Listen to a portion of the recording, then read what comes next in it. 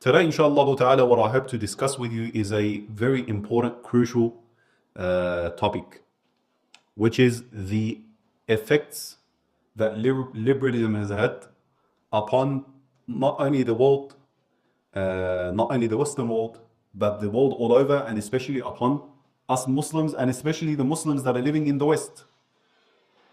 So for us to understand the effects that it's had upon us, and don't think any of you are safe. Every one of us has been touched by the hand of liberalism. What is liberalism all about? They mention that it's a philosophy that believes in certain things. It's a way of life, a way of thinking, a way of interpreting the world around us that predominantly has to do with your rights as an individual. Okay? And all of these philosophies that occurred, especially in the last, say, 100 years or so, if you look into the history of them, they seem to be like a reaction to an opposite extreme. So you have one extreme, and as a reaction to it, you have the opposite extreme. So if we were to analyze what liberalism is all about, they say that it has to do with your individual rights as an individual, as a fard, okay, in the mujtama that you live in the locality or the government or the country that you live in.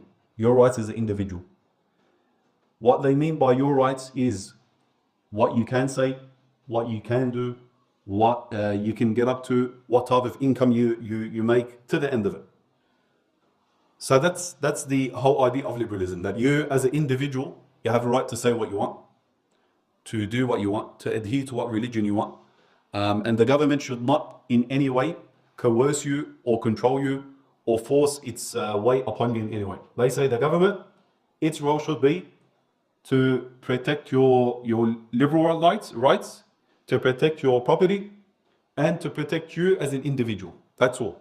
Okay? So if you look at it from that aspect, it seems like it's a good thing. But when it's applied on the ground, and with the passing of time, the faults that it has in it have become more and more apparent.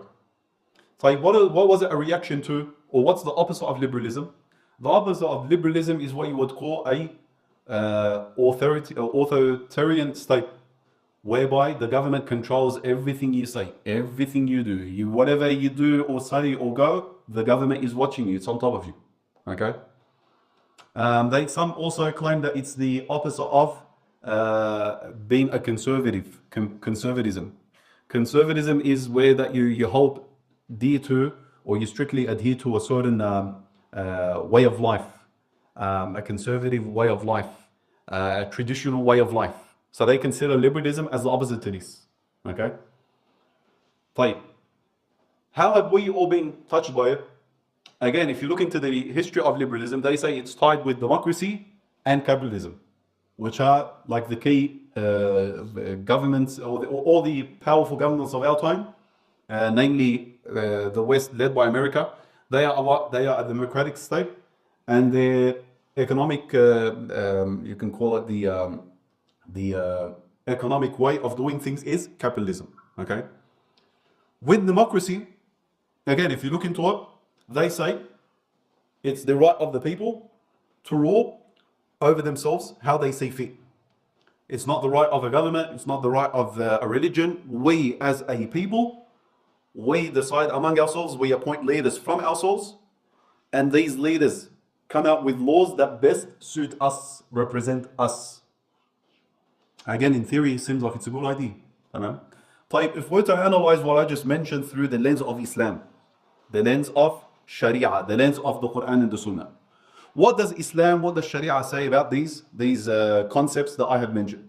Starting with liberalism, democracy, capitalism, this idea, this philosophy of individualism, where you live your own life and your own ambitions or whatever. And also, what does Islam have to say about the opposite of it? Authoritarianism, conservatism, all of these isms. You'll find that, subhanAllah, Islam is a balance between all of these things. It's a balance between all of these things. So, for example, let's look at how we appoint a leader in Islam. It's somewhat like a democracy and somewhat like a authoritarian regime. somewhat like a democracy in that there's voting that is a part of the actual election process. Now you look at our perfect model, our perfect example when it comes to the Islamic politics and Islamic governance is the Khulafa al-Rashidun. Why that is because the Prophet ﷺ praised that era. He said what? He said, عليكم بسنتي وسنة الخلفاء الراشدين المهديين من بعد عضوا عليها بالنواجذ. He said, upon you is my sunnah. Yani it's obligatory upon you to follow my sunnah and the sunnah of the rightly guided khulafa that will come after me. Who are these rightly guided khulafa? The famous four. That we as Sunni Muslims all speak highly of, respect, and we take their king or their rulership as examples for us. Okay. So if you look at how Sayyidina Abu Bakr was appointed, how was he appointed? Through a shura, through voting. Where the Ansar and the Muhajirin got together, they had the back and forth discussion, dialogue. It got heated actually. If you look at the reports that mention what happened, it got really heated. The Ansar said, no, we want our person to represent us. The Muhajirin said, no. There was a back and forth dialogue. And then when Sayyidina Umar radiallahu anhu, it was his turn to express himself, he brought into it the text of the Sharia, the text from the Quran and from the hadith of Rasulullah ﷺ, to back his position that it should be Abu Bakr. And when this was presented, the Sahaba unanimously agreed that it should be Abu Bakr that represents the Muslims. Okay. So here you see what? That there is room for people to express themselves, to even object, but also there's certain rules that have to be adhered to in Sharia. That Sayyidina Umar radiallahu anhu pointed out to the congregation there. That, the fact that Rasulullah he said that Ummah that lead you should be from Quraysh. There some people might say what? It's it's authoritarianism, that you're controlling. But here, this is where you have to submit. True, this is where you have to do submission to what Allah and His Prophet has come with. That you have freedoms, but these freedoms, there is a had to it. Tilka hududullah. Such are the limits of Allah, so do not transgress them. So here you had limits that were set by Sharia. We work within those limits. You look at how Sayyidina Umar radiallahu anhu was appointed. It was through what? Sayyidina Abu Bakr radiallahu anhu putting him in charge. He seen that he was, the most fit for the role. And because of his, his adherence to the way of Rasulullah sallallahu alaihi wasallam, his piety, his overall he was just a genius, Sayyidina Umar radiallahu anhu, with the decisions that he would take and the opinions that he would give to Sayyidina Abu Bakr radiallahu anhu. So much so that there's books that are written regarding the opinions that Sayyidina Umar would present to Rasulullah sallallahu alaihi wasallam, and how eventually Quran would be revealed in support of Sayyidina Umar radiallahu anhu's opinion. Okay. Then, when this was presented by Abu Bakr, the Sahaba, they saying that yes, he is best fit to lead us, and they let Sayyidina Umar radiallahu anhu lead the Muslims. You come to the Khilafah of Uthman. How was it arrived at? Again, was through the concept of shura, voting. They say, I think it was Sa'd bin Abi Waqqas from memory, in the story of how he became Khalifa, that he went to literally as many people as he could in Medina, to the young and the old, the women and the men, the people in the masjid, the people in the marketplaces. Who do you think should be the Khalifa after the demise of Umar? And then when he seen that the majority were upon the opinion that it should be Umar, that it should be Uthman, he said what? It's going to be Uthman. So you see that, that resembles somewhat what we have in democracy. And then the same with Sayyidina Ali radiallahu ta'ala anhum ajma'in. So you see it's a balance between these opposing views, authoritarianism and democracy. You come to the concept of individualism, that you have a right to say what you want, do what you want, make an income how you see fit. Islam gives you these rights, but again it puts limits to it. Like, you're allowed to say what you want, provided what? That it does not contradict with the limits of Allah subhanahu wa ta'ala.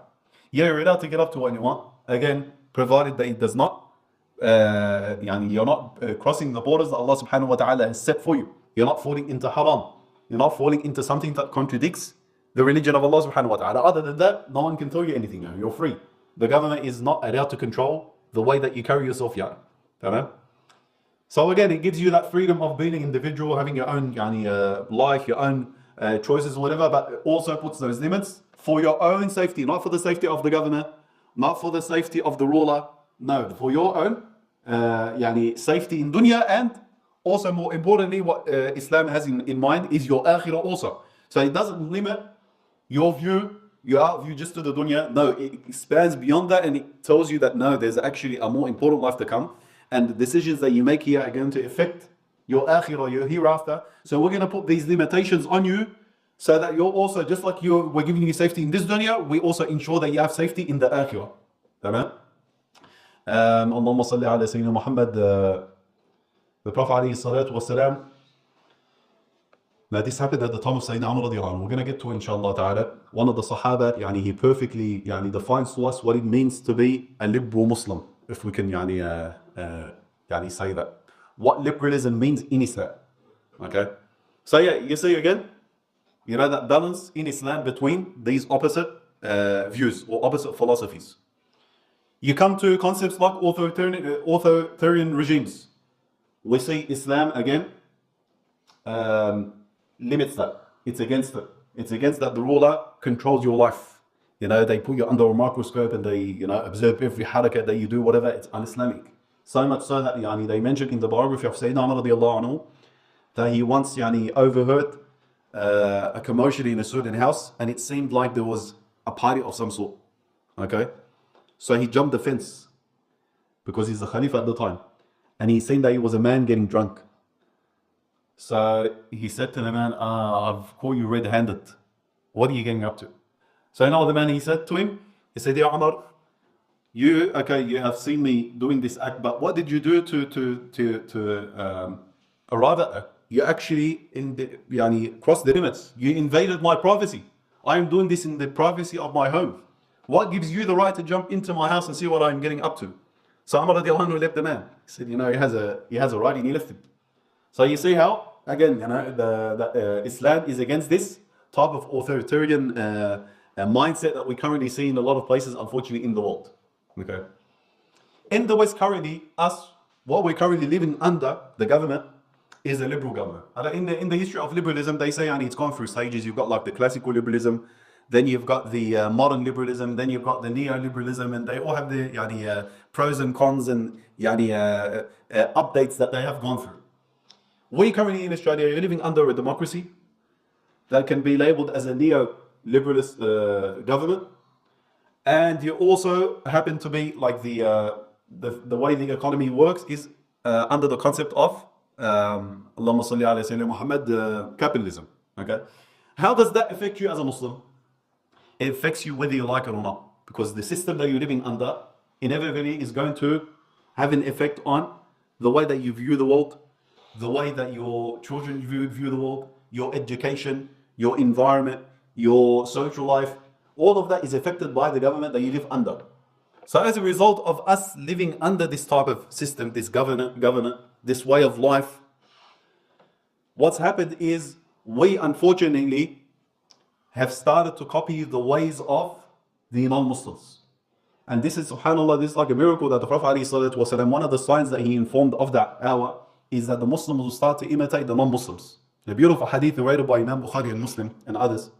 He said, sallallahu alayhi wa sallam, لَا تَتَّبِعُنَّ سَنَنَ مَنْ قَبْلَكُمْ, that you shall indeed, addressing the Ummah, you shall indeed follow the ways of the nations that have come before you. شِبْرًا بِشِبْرٍ وَذِرَاعًا بِذِرَاعٍ, handspan after handspan. In another narration, حَذْوَ الْقَذْوَةِ بِالْقَذْوَةِ. Al-Qadwa, if you look at the explanation that the Muhaddithin gave to it, they say you've got the arrow. Back in the days before all of these modern weapons that we have, you had like a spear, a sword, and an arrow, bow and arrow. With the bow and arrow, you've got the arrow, and usually at the end of the arrow, what will they place? 2 feathers to give it accuracy, okay, and to make it go longer. These 2 feathers in Arabic, a feather is known as a nisha. Another name for a feather is qadwa, okay. And these 2 feathers, usually when they place it at the end of the arrow, they make sure that they are the same size, so that the arrow stays straight when you shoot it. So he said, حَذْوَ الْقَذْوَةِ بِالْقَذْوَةِ, that you'll be imitating the non-Muslims so much that it'll be like exactly like those 2 feathers that you place at the end of the arrow. They're exactly the same. And then he says, sallallahu alayhi wa sallam, حتى لو دخلوا جحر ضب لدخلتموه. To the extent that if one of those non-Muslims that you're imitating were to enter into a lizard's hole, you would do the same. You would enter into that lizard hole. And the lizard hole is somewhere where it's dark. You don't know what's happening in there. It could be that there's something harmful in there.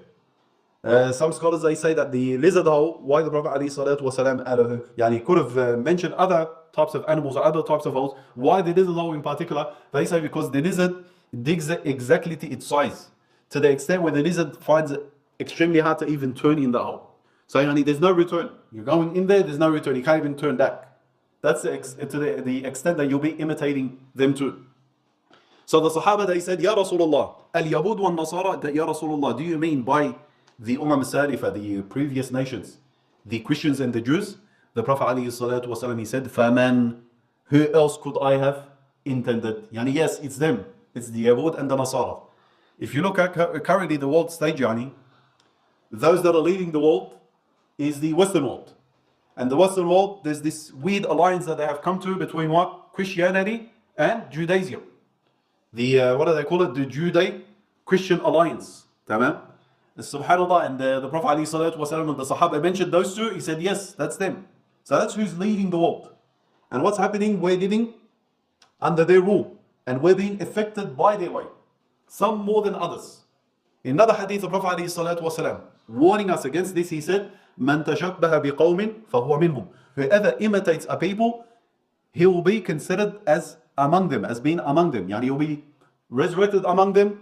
And sometimes, وَالْعِيَاذُ بِاللَّهِ, you even become like them in religion. Khalas, you've completely left your religion, you've become a Jew or a Christian in faith.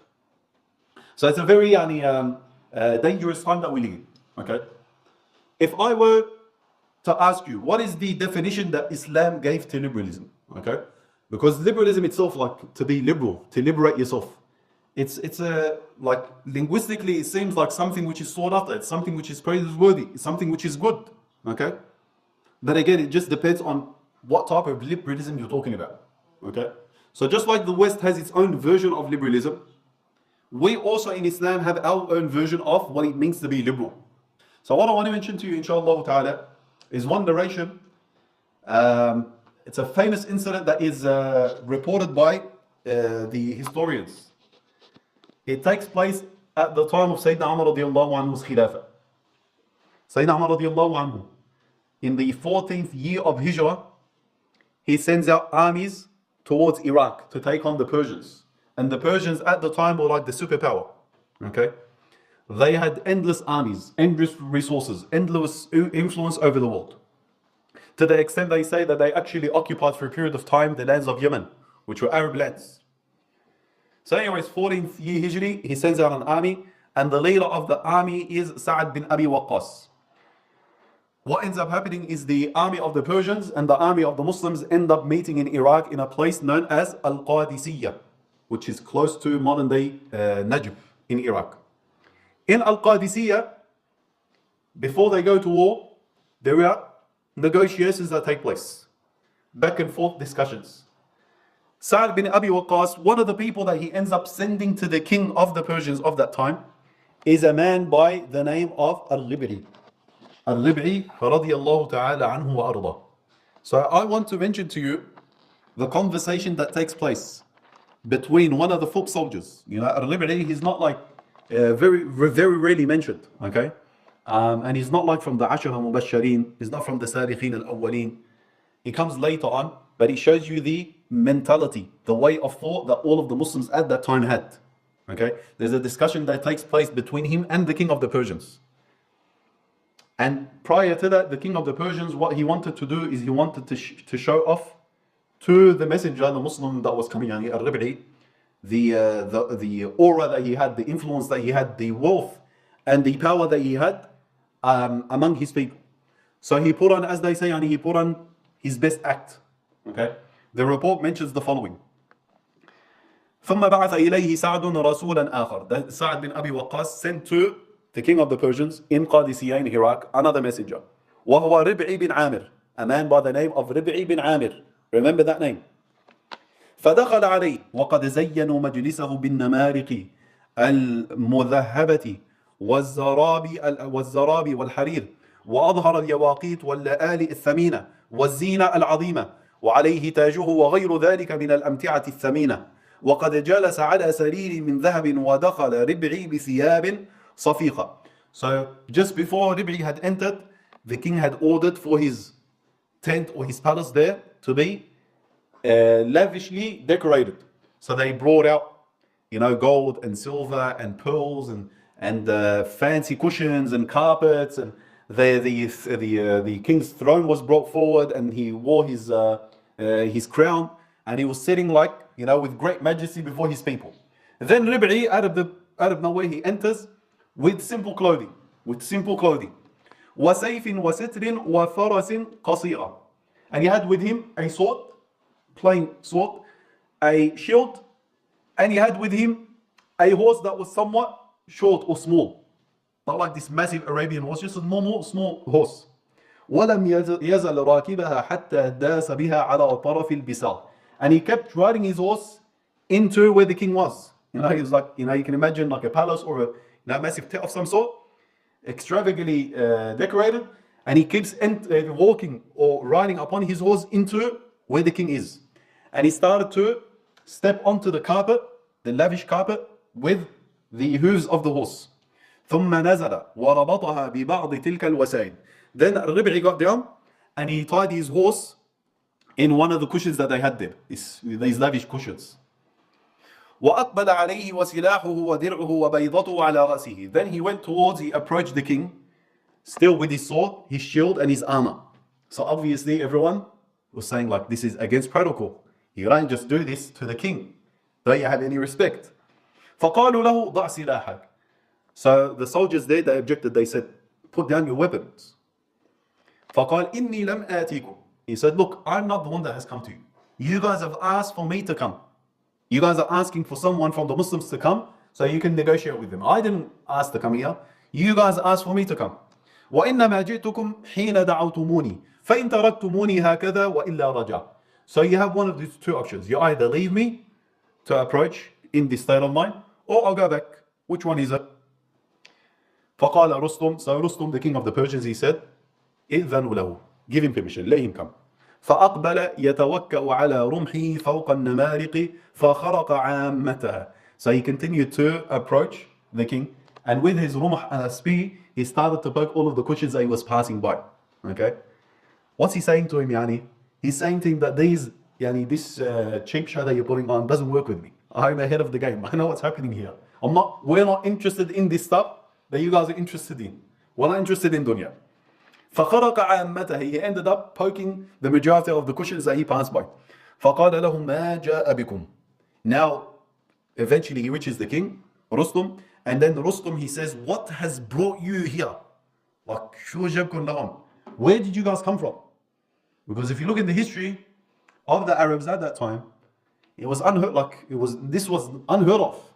The Arabs had no say, no political power at the time, on the world stage. It was just the Romans, the Persians. Before them, it was the Greeks, the Indians. The Arabs, no one bothered with them, They said that their lands are too hard to occupy to begin with, because of the massive deserts that you had around Mecca and Medina and Oman and all of that. So no one even bothered with them. But all of a sudden, these guys are now on the offensive. They're entering into the lands of the super. So look at the answer that Rib'i gives to him. And this answer is our answer to what the definition of liberalism is in Islam. This would be our definition of what it literally or what it truly means to be liberal. He said, Allahu bta'athana. It is Allah that has sent us forth. لنخرج من شاء من عبادة العباد إلى عبادة الله. Allah subhanahu wa ta'ala has sent us forth with a mission. What is your mission, Ya Rib'i? He said that through us, Allah subhanahu wa ta'ala will guide from His creation who He wishes and takes them out from the ibadah, from the worship of creation to the worship of the Creator. So that's our mission. وَمِن ضِيقِ الدُّنْيَا إِلَى سَعَتِهَا. And we are here, our mission is to take mankind out of the dhiq, the confinement of the dunya, to the vastness that the dunya has in it. That the dunya, for a person of iman, for a person of taqwa, for a person that is connected to Allah subhanahu wa ta'ala, the dunya itself is vast, but you can't see it. Tamam? Or the kafir can't see it. Unbeliever can see beauty in the dunya. He sees it that he is filled with the signs of Allah subhanahu wa ta'ala. It's filled with the beauty of Allah subhanahu wa ta'ala. وَمِن جُورِ الْأَدْيَانِ أو جَوْرِ الْأَدْيَانِ إِلَى عَدْلِ الْإِسْلَامِ. That Allah subhanahu wa ta'ala has sent us also with another mission. What's the third mission? That we are here to take people out of the oppression of all other religions to the justice of Islam. That every other religion is full of injustice. Islam is full of justice. So we are here to call you to Islam. فَأَرْسَلَنَا بِدِينِهِ إِلَىٰ خَلْقِهِ لِنَدْعُوهُمْ إِلَيْهِ. So Allah subhanahu wa ta'ala has sent us with His religion, the religion of Islam, and He has ordered us to call people to this Islam. فَمَنْ قَبِلَ ذَلِكَ قَبِلْنَا مِنْهُ وَرَجَعْنَا لَهُ. Whoever accepts this religion, then we accept it from him and we leave him be. We leave as a faith to Allah subhanahu wa ta'ala. وَمَنْ أَبَى, and whoever refuses, قَاتَلْنَاهُ أَبَدًا حَتَّى نُفْضِي إِلَى مَوْعُودِ اللَّهِ. And whoever refuses, then we shall continue to be in opposition to him, to fight against him, until we eventually all go back to Allah subhanahu wa ta'ala. Someone might say, does this mean that Islam calls to fighting and jihad and all of this? We say, look, let's be realistic about it. Let's be objective about it. There is not a single ideology out there. There is not a single religion out there except that it's spread through power. It's spread through force. It's spread through wars and conflicts. You have to be objective about it. Christianity, don't think that Christianity is spread to the places that it's spread, with rainbows and cakes and mahabba and all of this. No, it was spread through force, and the force was, we say that force that was used was inhumane. We're literally they gave you no option.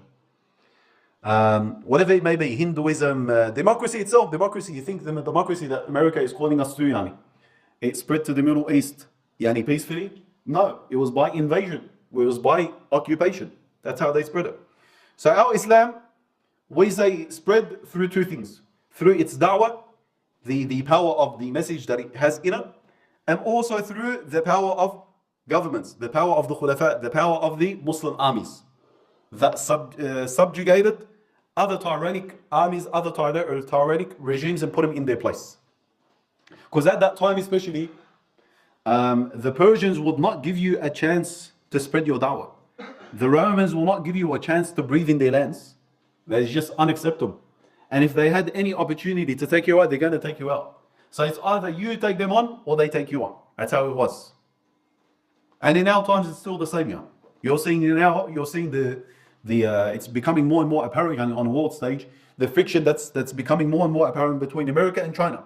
Eventually, it will. There's no doubt about it. It will lead to direct warfare. Now it's just economic warfare. But it will eventually lead to military warfare. It's just a matter of time, because that's how the dunya is. It's built on conflict. So he said, فَقَالُوا وَمَا مَوْعُودُ اللَّهِ. What is the appointed time with Allah? Like you're saying that you shall continue on with this mission until we reach Allah subhanahu wa ta'ala, until we go back to Allah. So what does that mean? He said, الجنة لمن مات على قتال من أبى والظفر لما بقي. He said, the appointed time with Allah is that we eventually meet Allah subhanahu wa ta'ala in Jannah. If we are dying in this process, in this da'wah, then we'll go to Jannah. If we stay back, then Allah subhanahu wa ta'ala has promised us, if we stay upon this principle, that He will give us victory. And then eventually, what happened is, in that battle, subhanAllah, it was a great victory for the Muslims. They say, these two books, that the Persians were 200,000 strong. And the Muslims, on the other hand, they say that there were 30,000 in number. Allah subhanahu wa ta'ala gave them victory, and that was like the decisive blow to the Persians. After that, the Persians never recovered. And with time, khalas, their whole empire collapsed, and they all entered into Islam. And many great Ummah came from there. So when he said to us, do you guys agree with the philosophy of liberalism and what it stands for, whatever? We say for us, because we are bound by Islam, we have to define things according to our religion, our premises, our limitations. So if by liberalism you mean 1, 2, 3, then we agree with you, because that is in line with our religion. If by liberalism you mean 1, 2, 3, then no, we don't agree with you, because that opposes our way of life, our religion. What I want to mention to you also is some of the manifestations that we see locally and abroad, across the Western world, that have affected the Muslims, the way that we carry ourselves, the way that we see things, due to us being affected by the Western lifestyle. So I'm going to give you certain examples and you will agree with me. And all of this, like I said, it's all coming from where? The fact that we've been affected by this system that's currently in power worldwide. And unfortunately, it's having a negative effect on us. So we as Muslims individually, it's a responsibility on your end to try your utmost best to protect yourself and your family members from being negatively affected by these norms that have become worldwide. So if we look at the women that we have in our Ummah currently, in the West, locally, you can go a bit further, whatever, I go to America, UK, you'll see this. Our women folk, it's become a norm for them to have non-Muslim friends. Very common now that a Muslim woman with a hijab, her husband probably prays in the masjid, she'll go out like it's nothing, and then you might say like, okay, like is that haram? I'm not talking about haram here, like if you can understand if he was your neighbor, if he was someone that you grew up with as a neighbor or a friend or whatever, okay. But that's not what's happening. They're talking about what? Are they talking about religion, Are they talking about Quran and Sunnah? They're talking about gossiping, This guy, he done this with another lady, or this lady is having dramas here, or this is happening, or we're going to have this party and whatever. And then what happens is the normalization of sin and the normalization of kufr is introduced to the mind of that lady, that Muslim lady. And then she goes, and then she spreads it in the household. The kids grow up not knowing the limits, not knowing concepts like the wala and the bara. That ultimately a believer is to surround himself with believers. Also, you have these norms of traveling overseas. How many times now you have Muslim women that travel overseas without a mahram? They travel in little groups and they do their own thing. 3 or 4 women will come together and we're going to go what? We're going to go on the Coca-Cola track. And they'll post that on social media. And the community will see it as normal. This is not normal, This is un-Islamic. Again, if you look at the teachings that Islam has, it says that a woman is only to travel with a mahram. If she doesn't have a mahram and there's no pressing need for her to travel, then she stays at home. She stays among her family members. Why? Because when she leaves, she's got no one to protect her, no one to give her advice, no one to feel ashamed from. Because usually when you're with your loved ones, with your family members or whatever, your father or your older brother, whatever, or your husband, then what happens? Naturally, you're not going to cross the borders, step out of line. But if there's no one there to be ashamed of, the scholars, the Sufi scholars, they have this concept, they say, don't sit in a gathering which does not have a person to be shy of. Don't sit in a gathering which does not have a person to be shy of. If you're in a gathering and no one is there that's an elder or that's respected, then don't sit in that gathering. Why? Because no one will control what they say or do. Everyone will be talking rubbish, and that if you have someone that people feel shy of, an older figure, a father, a grandfather, an uncle, a learned person, then what happens? Naturally, people will control what they say and do. So that's the effects of what? Liberalism. You have on social media, Muslim women, young Muslim women, showing their mafatin off. Things that considered as a fitna to men, where they're showing their faces and their hair and their front and their backs and dancing and all of this. Again, where's this coming from? It's an effect of liberalism. The concept of qayyumiyya in Islam. الرجال قوامون على النساء. Allah subhanahu wa ta'ala has said clearly in the Quran that men are the caretakers, are the guardians of their women folk. So you as a man in the household, you have this position of qawama, protection, guardianship over your wife, over your daughters. Liberalism says there's no such thing. The woman is exactly like the man, equal to him. You can't say to the woman what to do, and she in return will tell you what to do. Where is this coming from? Un-Islamic. But it's become the norm. To such an extent where now a lot of the families, the man can't say anything to the woman. The woman will just say, okay, I'm walking out, I'm going to my mum's house. If you don't like it, all right, let's end it. It's simple. To them, it's as simple as that. Working. Is it halal for a woman to work in Islam? Yes, it's halal for a woman to work. Does she have to work? No. In our times, it's become obligatory for a woman to work. Who's normalized this? The liberal mindset, liberal philosophy that makes the woman equal to the man. So what you're having now, all of the new couples, all of the young women, Muslim women, they're saying it as an obligation on end that they have an occupation, that they work hard.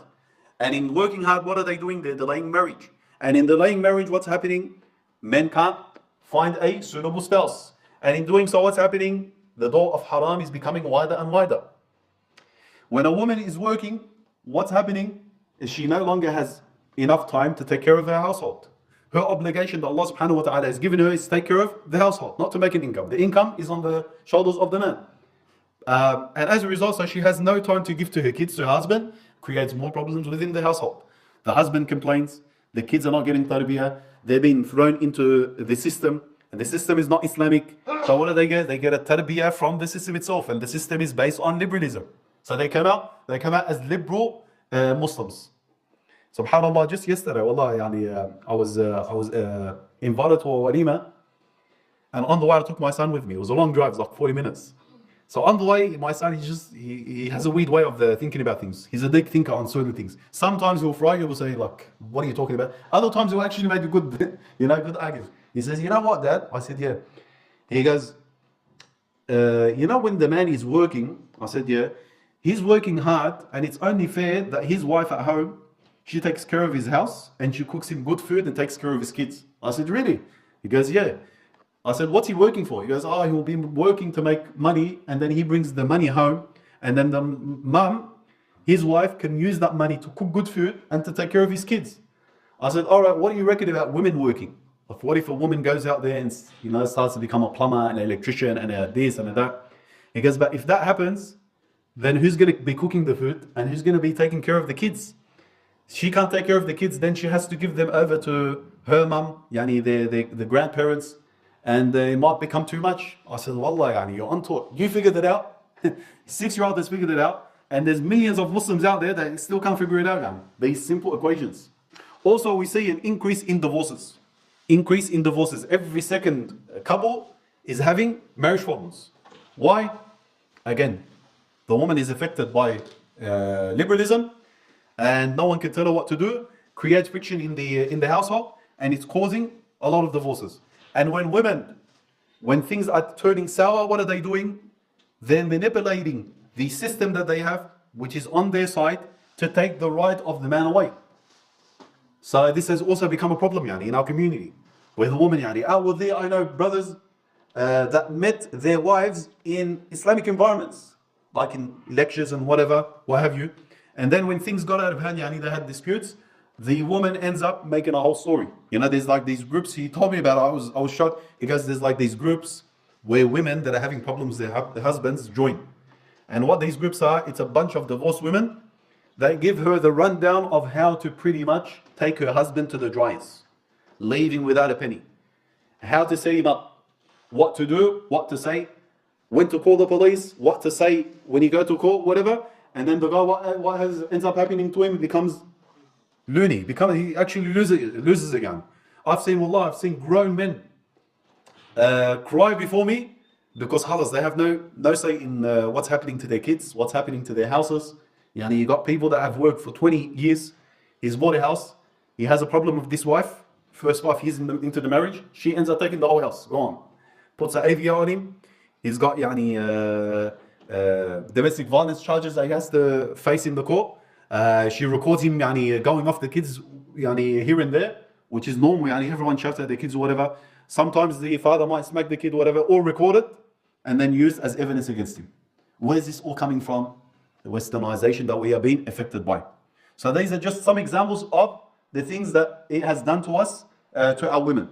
How about our men? You have in our society, you don't have to look far, you have in our society men that have reached at the age of 40, some 45, and if you look at him, he looks like he's acting like a 20-year-old. The way that he's dressing, tight clothing, shorts, sunglasses. There's no sun outside, but the sunglasses. He's done his teeth, he's fixed up his beard, he's got tattoos. And he's got like the latest Nikes and Adidas's and all of this. Where's this coming from? It's not coming out of the blue, It's not just miraculously he woke up and became like this. He's affected by a system. What is this system that he's affected by? Again, liberalism. He might say, Akhi, I follow the Quran and the Sunnah upon the Haqq, whatever. But really, if anyone that's from the outside and comes in and observes what's happening, the guy from head to bottom is being westernized, but he doesn't realize it. This gym culture, is it good to be healthy? Is it good to go to the gym? It is. But the culture, that what's happening currently is we're being westernized also. The gym culture that you have, people are getting onto the roids, people are, they get these protein buckets and, you know, the scoops on a daily basis or whatever, and he has to look good and he has to go in the morning, and then he has to shave his arms and legs and look the certain way, and then when he's at the gym, he's posing and taking photos and put them on social media. Where is this all coming from? Again, you're being westernized without realizing it. Again, a lot of people come to him, Akhi, upon the Quran and the Sunnah, I'm following the Haqq, I'm upon the way of the Salaf. But if you were to observe what he's doing, what he's getting up to, and compare it to the way of the Salaf, the likes of Rib'i, where he walks into the castle of the Rustam and he doesn't really care, he's wearing disheveled clothes or whatever, there's a world of a difference between the two. None. This culture of staying up late at night, with your mates. Okay, it happens when you're young, 15 years old, 16 years old, whatever, your parents go after you, and then eventually you should grow out of it.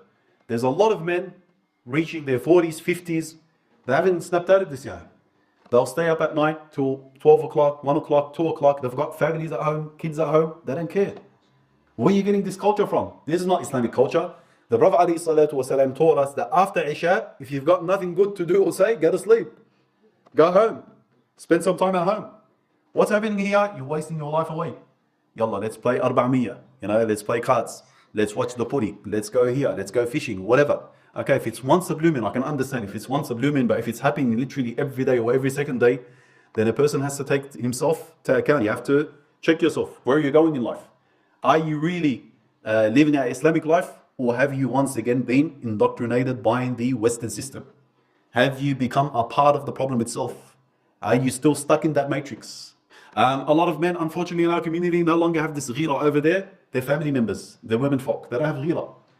His woman is dressed inappropriately. His daughters, they've reached 13, 14 years old and their beauty is coming out and he doesn't care. They're still walking around with tight clothing and no hijab and no concern.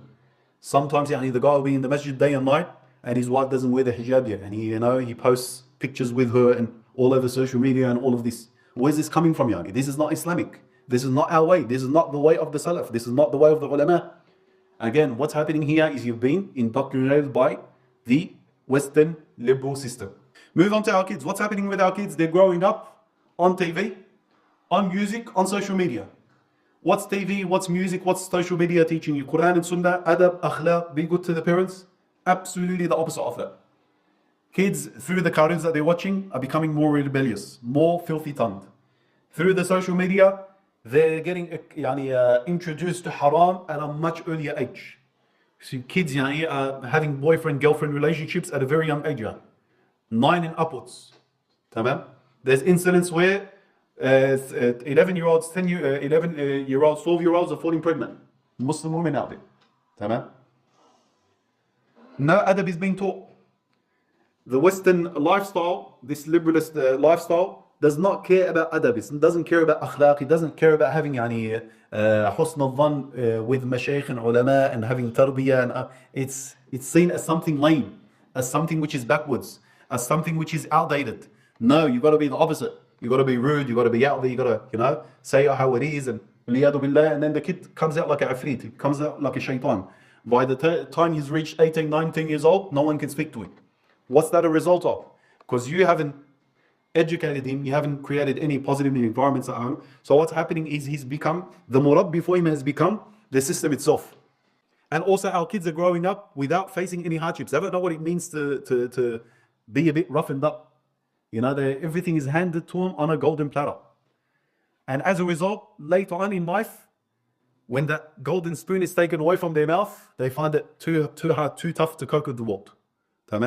Then the father and the mother continue to have to take care of them. And it's like you have an adult, but mentally he's like a child. As opposed to our Islamic way, if you look at the example, starting with the Sahaba al-Kiram down, they literally, as soon as the kid was baligh, as soon as he had like some pubic hair and his voice thickened up, became deep, khalas, he was ready for marriage, he was ready for jihad, he was ready to make an income to the end of it. So this culture has to be renewed, revived, in our households, in our communities. And lastly, I'll end up with this. So the concept of, or the philosophy of liberalism is pretty much that, we got to unshackle ourselves and we got to live freely and every individual has a right to say what they want and believe what they want and do what they want. Unfortunately, what's happening also, this bid'ah is being introduced into the religion of Islam itself. So you have liberalism in the name of Islam, Islamic liberalism. So you have every Tom, Dick and Harry in town now thinks that he has the right to speak on behalf of Allah and His Rasul. That he can question, why did this alim say this? And this is not right, and this is the right dalil, and this and that. And we're going to be just about it, who's opened up this door within the religion. You can't deny it. Who's opened up this door is the Najdi Da'wah. The Najdi Da'wah, if you look at its core teachings, it's like a liberal form of Islam, where they've pretty much rebelled against our heritage, our scholars, the madhahib, the orthodox of Islam. They've rebelled against all of that. They said, well, we're going to do it ourselves. We're going to reinvent the world. Don't worry about Fulan and Altan. We're going to take you back to the sources. And then certain people adopted this way of thinking that were completely liberal. Characters that we have in our history, the likes of Ahmad Abdu and Allahumma salli ala Sayyidina Muhammad Rida, and all of these figures that were very liberal in their mindset. Like it led them to denying miracles, denying certain things that are ma'lum min ad-din bid-darura. Who inspired them? Their inspiration came from the Najdi Da'wah itself. So we're going to be careful of that. And I would say out of all of the examples that I mentioned, the most dangerous is this type of liberalism. Why? Because they're literally trying to hijack our Sunni Islam and reinterpret it in their own perverted way and make that the norm. Allahu Akbar, Allahu Akbar. It's 8:30. I will pause here or stop here, inshallah ta'ala. We ask Allah subhanahu wa ta'ala, we'll end it with asking Allah subhanahu wa ta'ala to give us basira, to give us insight into our affairs, into the affairs of the Muslims, the affairs of the dunya, and that Allah subhanahu wa ta'ala allows us to see haqq for what it is and give us the tawfiq to follow it, and to allow us to see batil for what it is and to give us the tawfiq to stay away from it. Wallahu a'lam. Subhanaka Allahumma bihamdika ashhadu an la ilaha illa ant astaghfiruka wa atubu ilayk. Barakallahu fikum jami'an.